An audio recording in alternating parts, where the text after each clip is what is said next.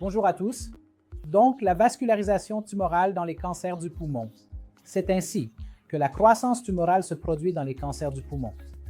Il existe donc différents types de vascularisation tumorale qui peuvent se produire. L'une des manières les plus courantes est quelque chose appelé néovascularisation ou angiogénèse.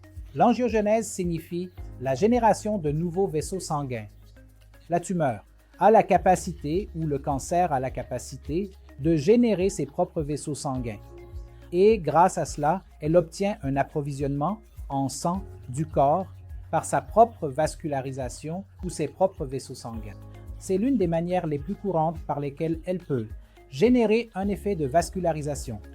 Les autres manières dont elle pourrait réaliser une vascularisation consistent à dériver le sang des organes normaux voisins du poumon et, comme un parasite, elle pourrait s'y accrocher et prendre tout l'approvisionnement en sang, car le sang est très important pour la nutrition et pour croître par elle-même. L'autre manière dont la vascularisation se produit est en érodant ou en envahissant les vaisseaux sanguins existants et en prenant le sang de ceux-ci.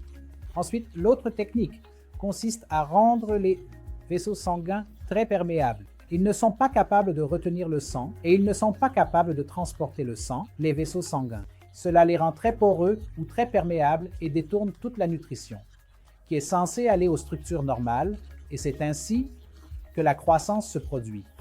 Mais toutes ces techniques peuvent être contrôlées en utilisant certains médicaments de chimiothérapie, et nous avons certains médicaments appelés médicaments anti-angiogénèse.